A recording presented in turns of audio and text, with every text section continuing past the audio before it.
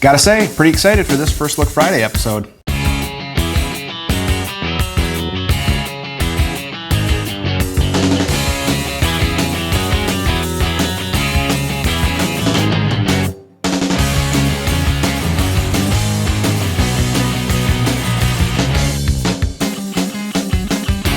Hey guys, my name is Dave Tim. Thank you very much for checking out this video. We are doing a first look video. We haven't done one in a while, but I gotta say the product that is in this box is something that I am excited about. I've been following it for months. However, before we get into what's in the box, please follow us on all of our social media outlets and online. You can find us online at gunsandtactics.com. You can find us on social media outlets. Guns and Tactics is generally the keyword to search for, but please like, share, and subscribe. And if you're gonna like this video, I sincerely would appreciate it if you subscribe and hit the bell so you get notifications and like the video so we can continue to have the channel to grow so we can do more cool videos like this. On with the show. This product, the Nomad Defense Nomad9, is something that I believe was announced in spring of 2018, or at least that's when I learned about it. And I was kind of hoping it would come out sooner, but here we are nonetheless. And to date, this is the only frame on the market that is compatible with Gen 4 Glocks. Now, before we open the box, I know, get on with it. I am a fan of Gen 4 Glocks. I have a couple of 19s here, and I think, you know, all in all, the 19 is just generally a great gun. These are two of my everyday carry guns. One here I have with a light and a sight, as you can see, and then the other one is more of a plain Jane, you know, Glock 19, except for I did, you know, do some front serrations because I'm a big fan of those. I'll do another video on serrations because the internet apparently disagrees with me. All right, what's in the box? You get some instructions. You get a sticker, you know, everybody loves stickers. And then you get this card, which I'm not gonna show you yet because I have a test coming up. So we'll set that stuff aside. We have our grip panels there, and then the frame itself, nothing else. So this is what you guys have been wanting to see. And let me tell you, first impressions, it's a nice frame. We have this rock grip texture. It's like a stippled pattern, but it's definitely not sharp enough where it's gonna snag on clothing or rip clothing or be uncomfortable against your skin. We have that extended beaver tail. We have the oversized trigger guard, undercut trigger guard. We even have some texture material up here. A lot of shooters, you know, prefer to have a reference point for that support hand thumb. One of the other features that they also talked about was having kind of a slide stop guard here. And if we compare that to the factory Glock, you can see that there is some material on the factory frame, and they just kind of changed that up a little bit on their model. We have the interchangeable backstrap system, which I do like better than the factory system. Already done a grip reduction, and what's nice is that you can swap it out with these other panels. So if you prefer, you know, one or the other, you know, the standard backstrap that comes with the gun, it actually feels, you know, pretty good. I could easily run that, no problem. However, they have this other guy here, which is a little larger, and I could get that flush, but just for demonstration quick purposes, it has just a little bit more arch, if you will, a little bit more grip material back there.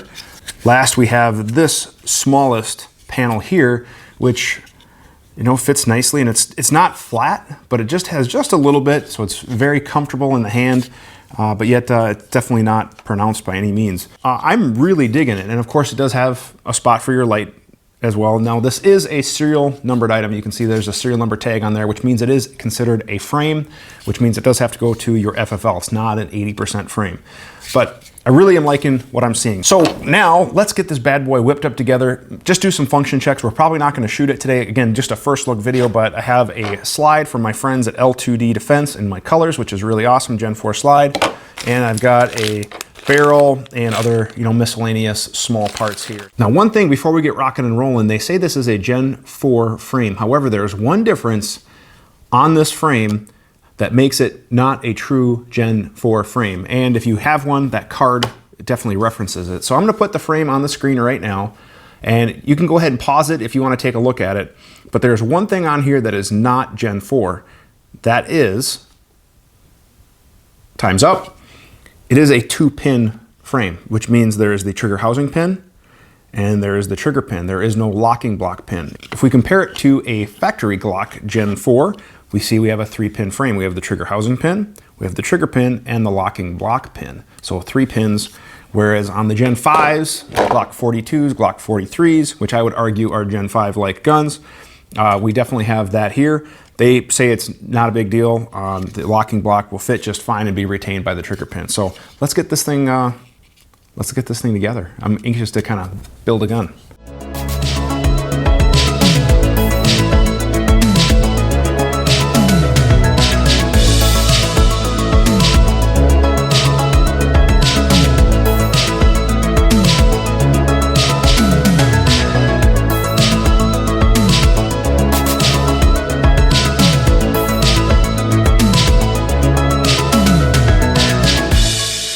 Moment of truth.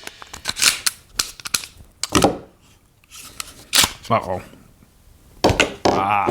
You know what I did?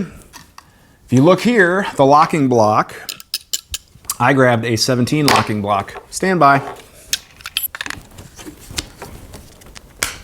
All right, now the moment of truth. And again, it helps if you don't pick out the wrong locking block from your parts box. Now, moment of truth. There we go. All right, function checks.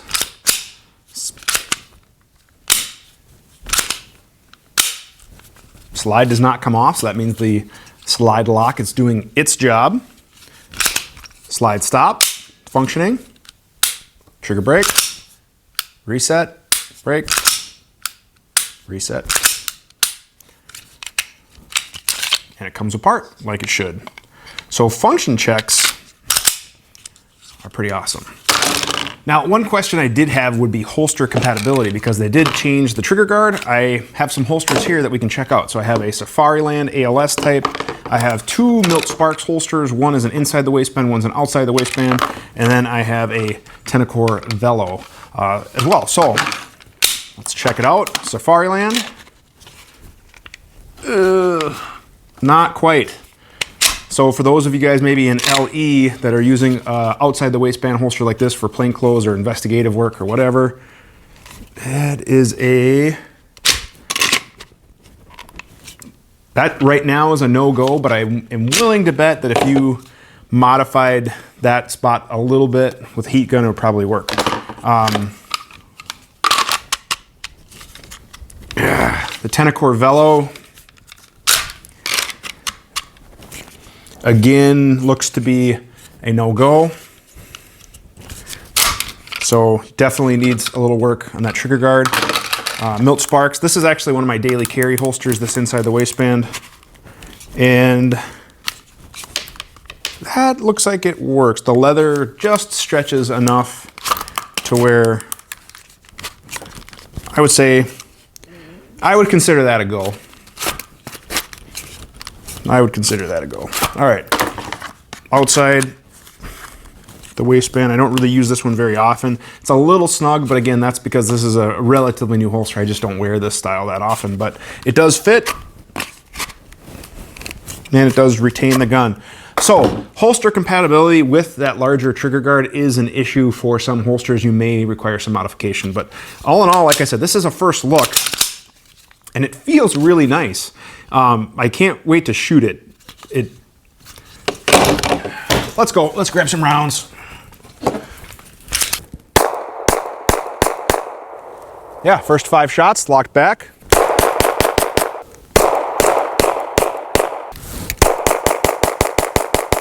It shoots good. It feels good. I'm kind of digging this package here. So this is just my first look. Now, to learn more about the product or to purchase it, I would highly recommend checking it out.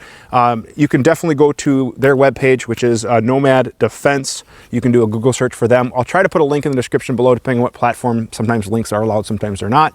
However, if you are looking to purchase one, you can also check out Rainier Arms. They actually had an exclusive pre-order, which I believe is expired when you'd be watching this, but retail on these frames is going to be $200. So $200 for the frame. Yes, you will need to either move over some parts from an existing gun or purchase some parts, but all in all, $200, I think, for what you're getting is actually a pretty decent price. But again, feels good, ergonomics are good, functions good, and it matches up well with this particular slide. I'm kind of digging this. So I appreciate you guys checking out this first look video. My full review will be coming in the future. I'm gonna probably put at least like 3,000, 4,000 rounds through this, maybe running it a couple local matches, do some drills, some classes, whatever. I wanna make sure that this thing runs before I give it, you know, my 2 thumbs up review. But again, initial impressions out of the box, it is looking pretty good. So that is my first look for the Nomad 9 Gen 4 19 compatible frame.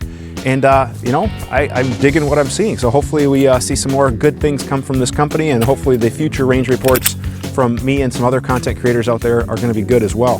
So thank you guys very much for watching. Please check us out online and on social media. And if you've enjoyed this video, please hit that like, share, and subscribe button. Hit the notification bell so you get all the updates on when we make out new content. I said make out new content, sorry. Anyways, thank you guys very much for watching, and have a great day.